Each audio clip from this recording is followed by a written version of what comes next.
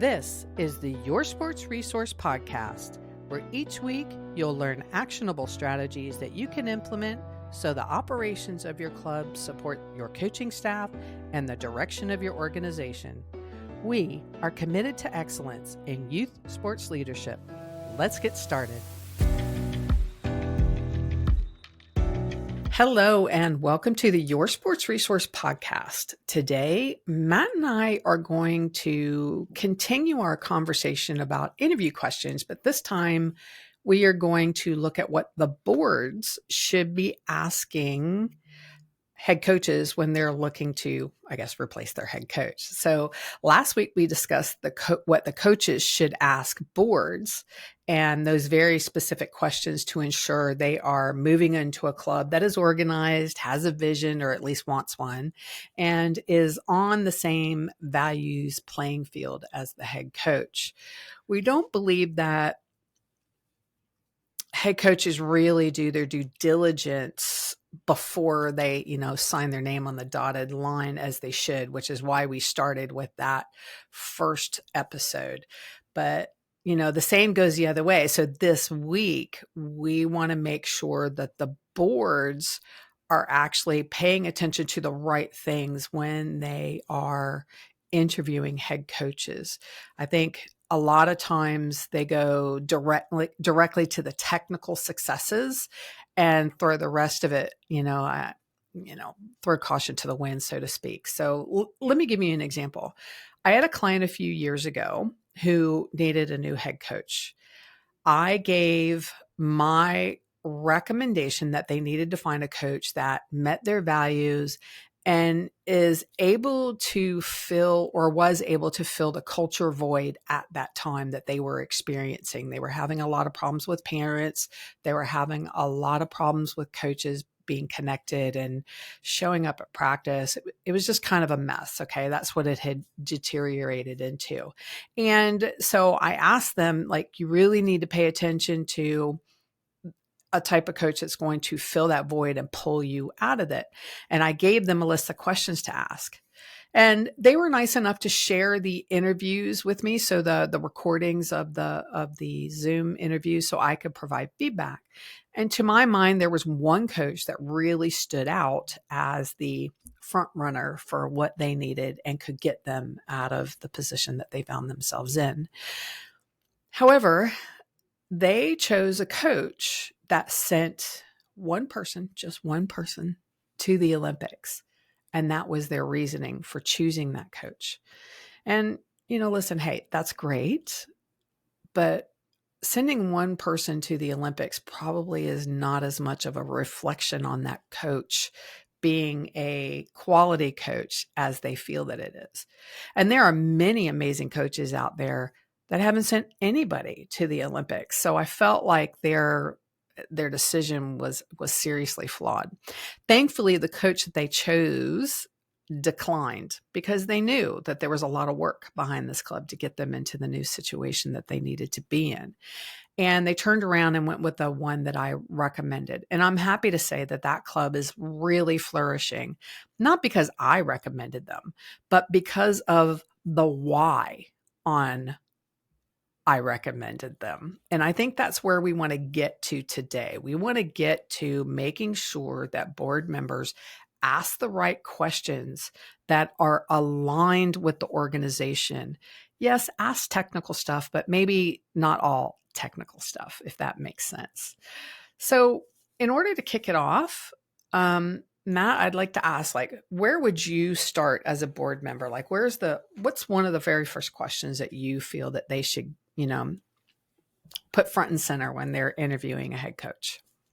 Yeah. And I would preface this question with, I don't want to hear about your resume, right? We've got your resume. Like you said, we can read through that, but I want them to then articulate, why are they interested in my organization, and what are the things that have brought them around to that, right? Everyone's going to have certain experiences that they have that are going to kind of lead them to that next role.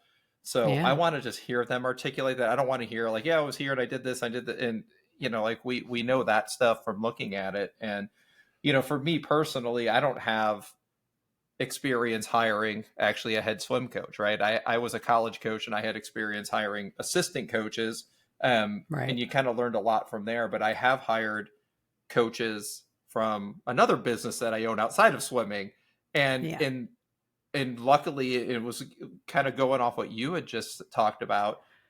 I lucked out where we were able to hire a phenomenal coach, but she came in and told us this story, right? Of, I see your organization, I see where you're going with it, I see the vision of it, and it's really in line with what my values are and what I would like to get out of the sport. And it wasn't, hey, I want to make Olympic athletes or professional athletes. It was, I see how this can affect the kids that'll be coaching and where it can take them in life. And it was like, okay, that's what I wanted to hear. Cause it's like, I could see all the great stuff that this person had done, as a coach and as an athlete herself. But it was like hearing that story and understanding why they're going to be great for my organization is that's the first thing I really want to understand. Yeah.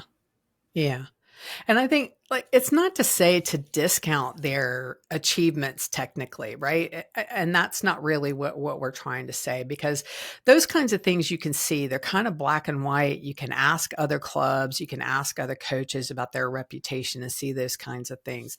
And you want a coach that's proud of their technical achievements, right? But Sure. the real thing when you're running a business is understanding, like you said, they can see how they fit into your organization. And that's what you want. You want a club to be able to, or a coach to be able to express how they feel like they can fit into the organization. And that's knowing your Yeah. organization, right? Like what Yeah. do we need to kind of move us to what our vision is. So in the next 3 to 5 years, here's where we want to be. Who is the best person that can help us take us from where we are now to that point? And like you said, there's going to be different skills that are going to come into play for different organizations. So just Yeah. realizing exactly what is going to be the best hire for you will kind of help as you start that process. Right. Right. I'd like to move on to communications, because I think that, I don't know if you would agree with me or not, but I feel like one of the biggest areas that we struggle with, or that clubs struggle with, or even university programs, is communication, how they communicate, being in front of their communications instead of chasing afterwards. And so I think one of the really good questions is to ask about, um, I mean, you could go really general and saying like, tell us about, your communication thought process with your coaches and with your parents. Or, for me, I love to hear examples. So I may say something like, can you tell us a time, like give an example of when communications didn't go well with parents, and what did you learn from that? And how did you correct that situation? And it kind of gives that coach the opportunity to explain how they learned from a poor experience, whether it was their fault or not, doesn't really matter. It shows that they understand that communication is important and how they rose above that scenario. Yeah. Yeah. It's well, because you're hiring them, right, for their technical skills, like we said, and can they coach the swimmers to where we need them? But as a board, a lot of the things that you're going to deal with, right, are the communication aspects of, are the parents Yeah. feeling like, you could be the greatest coach in the world, but if you can't relate that to the athletes, and then as a club, if you're in a club situation, you kind of have to at a certain point be able to relate that back to the parents as well, Yeah. right? As they get older, maybe that's a little bit less and it's more coach to athlete. But as a board, those are potentially the things that you're going to spend a lot of your time with, right? Is the parents, hey, I didn't understand why this is happening. We're confused on, why Yeah. we're, doing these meets, making these choices. So, having that in place where you have somebody who's a great communicator, because that is a huge part of particularly, like I said, a club coaching Yeah. job, and that's something that you want to make sure that that person is a fantastic communicator, and it's going to hopefully then go both ways, where it's they're pushing out the messaging towards the athletes and the parents, and then they're able to come back to the board and kind of communicate what's going on Yeah. with the, what they're seeing on the day to day. So it's going to have a few different kind of branches to that communication Yeah. tree that you want to make sure we're going to be solid before you get started. Yeah. I mean, from a board perspective, I'd be looking to see also, do they front in information and like you said, make the board aware so they can support the coach in their efforts, right? Especially in clubs where it's kind of deteriorated, where parents feel like they can dictate what the training looks like or the expectations look like. It's really important for the board and the head coach to be on the same page with communication. So being able to explain to the board, like, listen, I know my path. I know where I want to go. I want you to align with me. Well, all that stems from appropriate upfront communication and transparent communication. It's very hard for a board to support somebody when they don't know what's going on, in the back end. True. All right. So what's another question?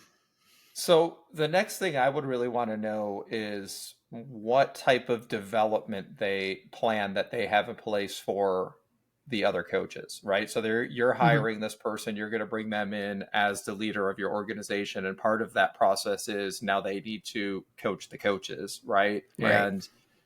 And so, because there's a couple things. One, you're obviously wanting everybody on the same page as far as what training and stuff like that you're doing, and the actual swimming philosophy. But there's so much more that goes into that as far as teaching those coaches and bringing them along.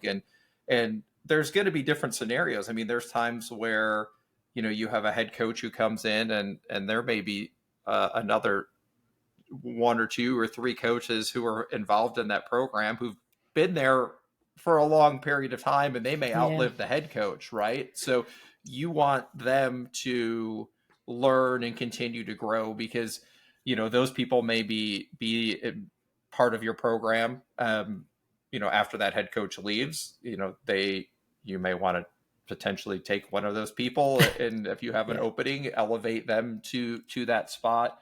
But as far as the overall success of the team, we know that it takes the whole coaching staff from that youngest group Absolutely. all the way up. So I would just kind of want to know that they're there to help the overall organization, and part of that is I want to know how they're going to help the other coaches kind of keep improving and learning and develop. Yeah. Because if you don't invest in your coaches, it's kind of hard to control, the outcomes of the swimmers, and are they achieving the right things to be moving up through the ranks, or through each group at each age level. And so if you're not investing in those coaches, it's very hard. And not everything, again, is technical. It can also be, the right communications, and how are you talking to your parents, how are you handling difficult swimmers or parents, and like investing in your coaches encompasses so many different things. Mm-hmm. Along that same line, I would even add, what is your leadership style? What can other coaches expect from you as a leader? Like, how do you handle the good times? How do you celebrate people doing the right things? Not just coaches. It could be volunteers. It could be swimmers. And how do you handle when there's issues? Like, what is your, really digging deep and understanding what their leadership style is, I think is also just as equally as important as their investment in their staff. Sure. And how are you going to handle parents, right? Because you're going to get complaints at some point. Right. Someone's not going to be. So it's how does that communication? Again, it comes back to communication, leadership. So I think those seem to be the things where Yeah. Yeah. obviously you're looking for when you're hiring a head coach. Yeah.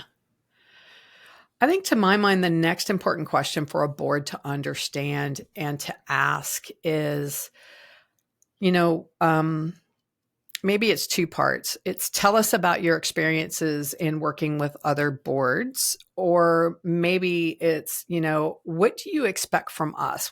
How do you feel the relationship should go between working with the board of directors and you as the head coach, and really digging deep. And like, it's important, I think, for boards to understand if they've got a coach that says, we need to stay in our own lanes.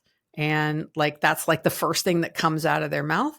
Now that could be a good thing or a bad thing. That could mean like, hey, we are both responsible for the direction of this organization, and we need to make sure that we both are in control of our responsibilities. Or you could be looking at somebody who's like adamant that, I make all the decisions, and you guys just need to roll with it. So you really need to kind of dig into what that means. And ultimately, you're looking for a coach that wants to work collaboratively with a board, but also respecting each other's roles, right?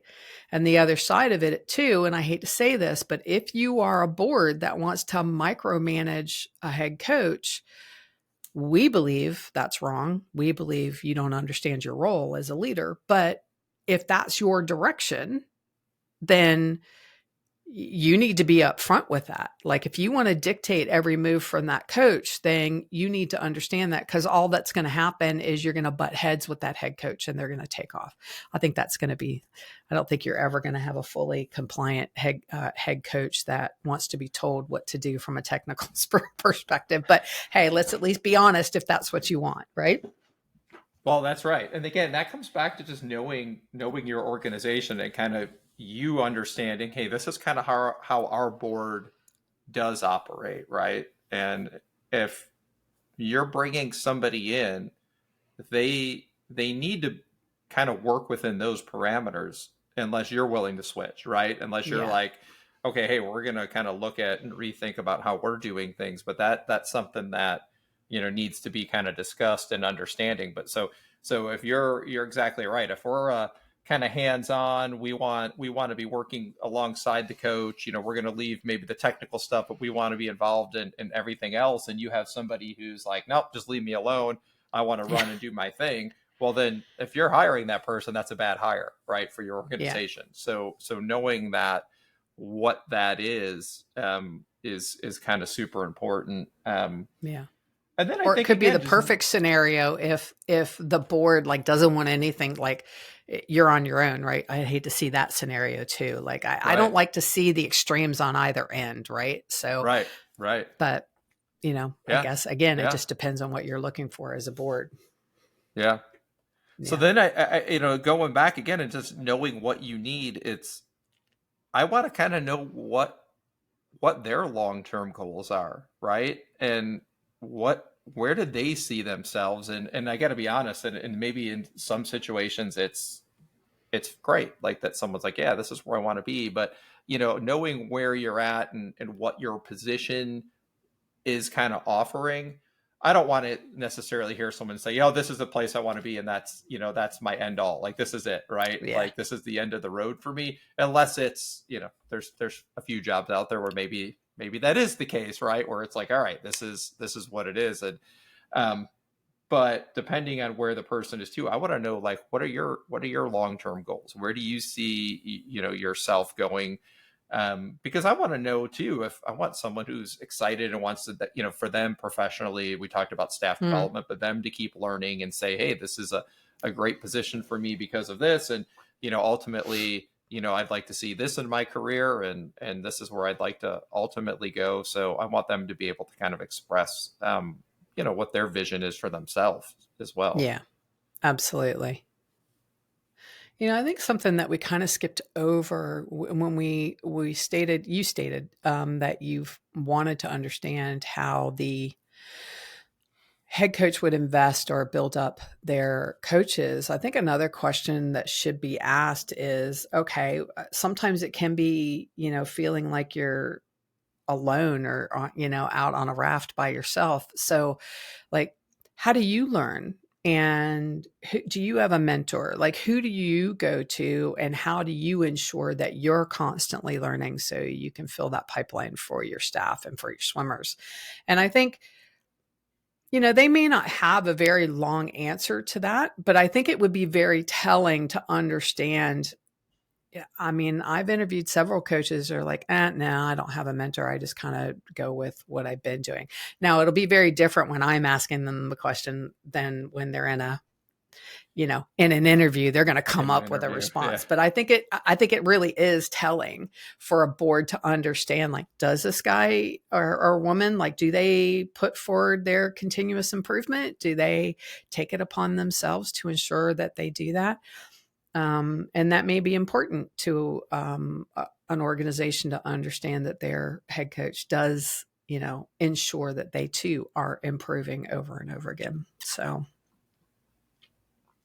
Yeah, it's a long-term process, right? And yeah, that's why, yeah, and you want to hear them. And and again, you kind of said it too earlier, where if you're the board, you're running this organization, the one of the other things you kind of want to somehow try to pull out of them is for them to understand that, hey, we're running a business here, right? yeah, Like, yeah, that um working with the board, understanding that there's maybe what are some of the ideas for growth and programming, added programs, like that they need to understand that this business needs, that they're going to kind of be the face of the business.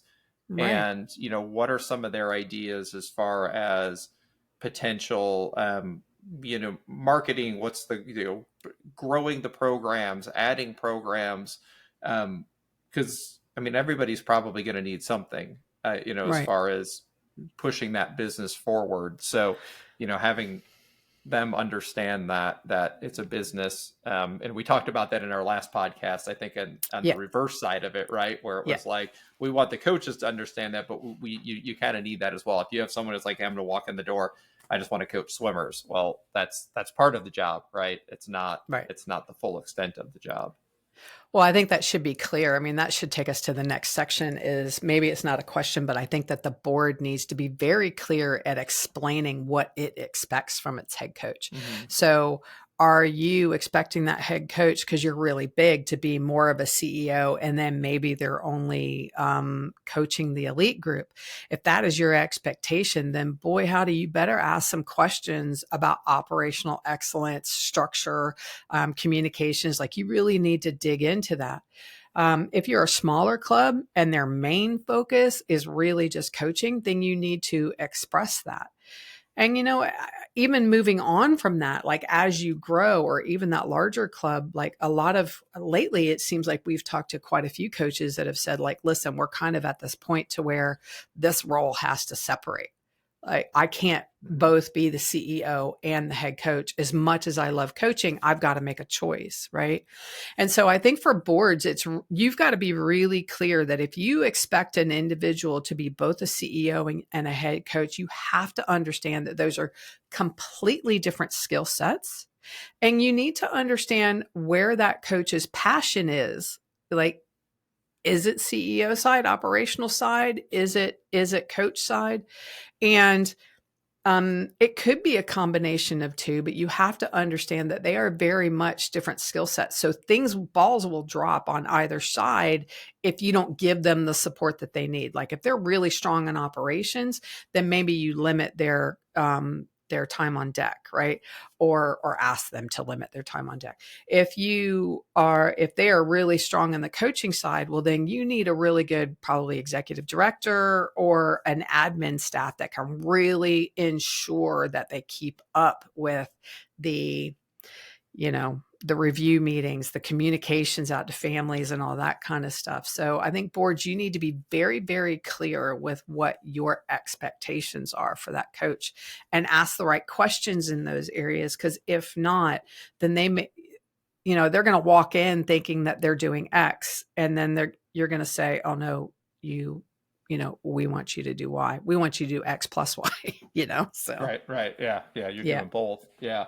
Yeah, Yeah. and I think you're right there, where it's and then again, knowing what your club is if you're a smaller club and hey, this coach has to do it all, that's okay. But then that's where I think even further that partnership of hey, we've got to communicate this. The board's going to have to help. Like that's just a situation where it's kind of going to be a little Mm, bit more all hands on deck to, to kind of keep that club operating and moving forward. Where to kind of look at the other side of it, if you have a big organization and right, you have the ability to potentially pull in other staff members or structure it to where it's not all on them, then we're now focusing on hey, what's their best, what's their skill set, and where is it best mm, utilized? Because I think that mindset is something that potentially a lot of people who are in this hiring um, kind of in that hiring seat, that they're maybe not looking at it that way, right? They're like, who's the best swim yeah. coach, right? And you said it earlier, Yeah. like, who's the best swim coach? It's like, no, who's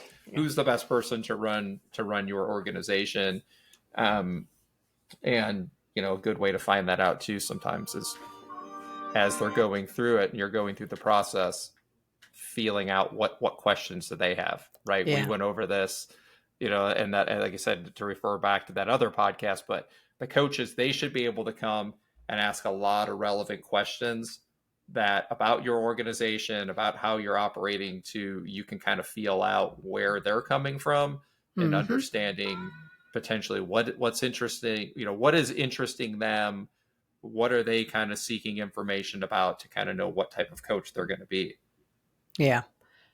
Yeah. I think that, yeah, along that lines, I mean, we talked about in the last one about the questions. I want to just set the boards up to understand that, you know, be ready for questions. You should expect the head coach to ask you questions. If that puts you off, then that makes me worry about your organization. So I think that you should expect the coaches to ask you some deep dive questions because, you know, there's so many times that coaches are really on paper like the best coach from a technical perspective, but it's not what you need as an organization yet because you're in a really tight spot or an uncomfortable spot, or you've just come out of a giant mess, right? And you need someone who can handle that and move you forward, right?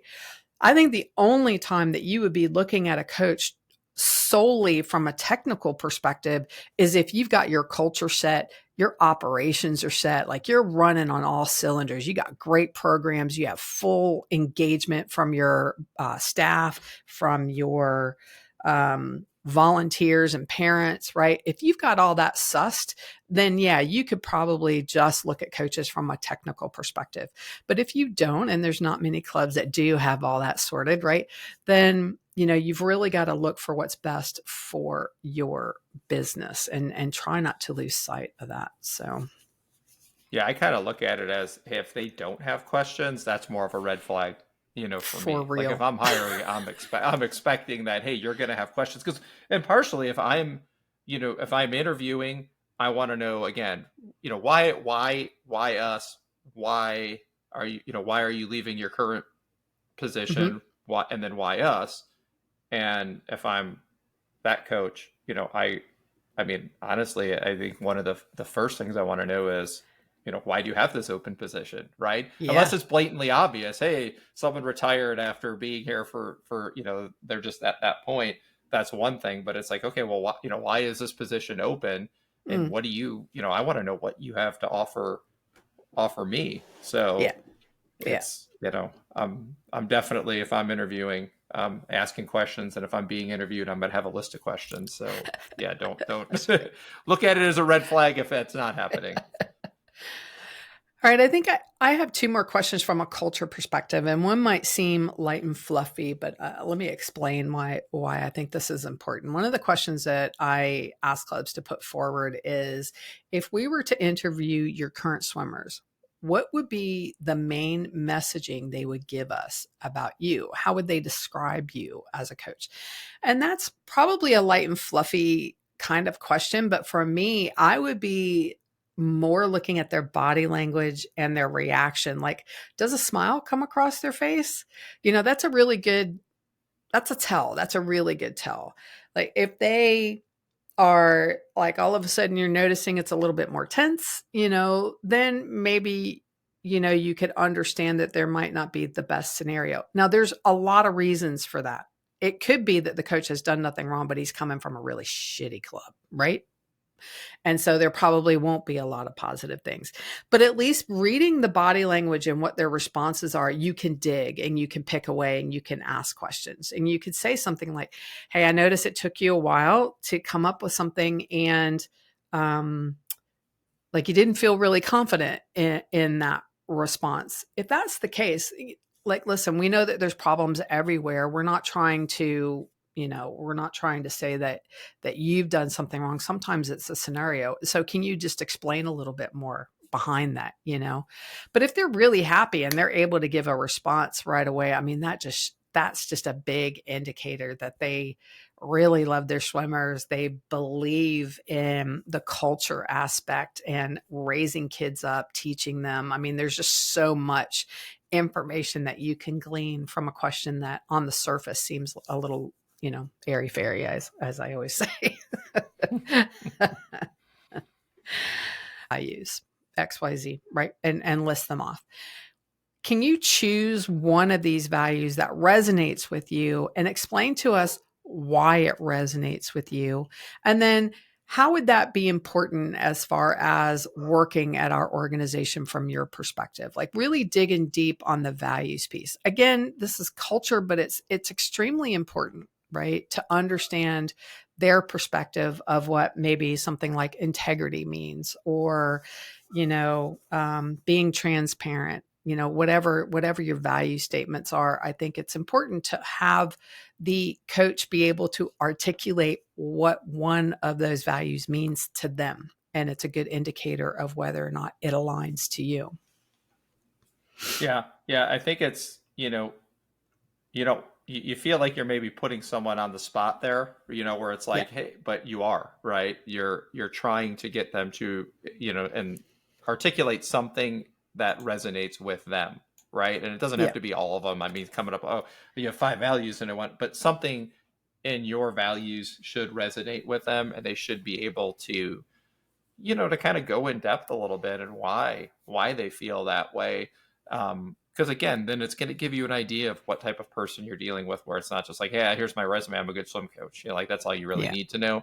It's like, no, we need to know all, kind of all of these other things. And then, partially with this is, I think as a board, trying to figure out how you're going to approach the interview, right? Like who's the main person, because there's potentially within that group, if you have a board, someone who probably has some experience with this, Mm-hmm. right? And they've gone through this process and understand that, like, hey, maybe that's the person that needs to be asking these questions. If they're not 100%, somebody else isn't comfortable asking these, let that person who's got the experience kind of lead that interview and be able to ask these questions and try to pull and dig a little bit out of somebody. Yeah. Yeah. I also would highly recommend that the video be recorded, and you could have several people in there and do round robin of questions if that makes you guys, more comfortable. But, you know, yeah, I think you really want to make sure that the interview itself really flows and it's comfortable. And, I think that don't be afraid also to expose what you're looking for, and potentially even expose if you've got a major problem, which is why you're hiring, Yeah. right? Yeah. So, I mean, you could ask another situational question where you say, hey, we have been struggling here. How would you handle this situation? I think a Yeah. coach, I don't know, my perspective, you tell me if I'm wrong. My perspective would be that a coach would be much more open to understand where you're having your shortfalls and how they can fill those gaps. They would be much more open to you as an organization, knowing that up front, being able to give that some thought instead of walking in and finding out, oh, they've got all these issues, right? And you Yeah. also want to Yeah. know you've got someone who can fill those voids. Yep.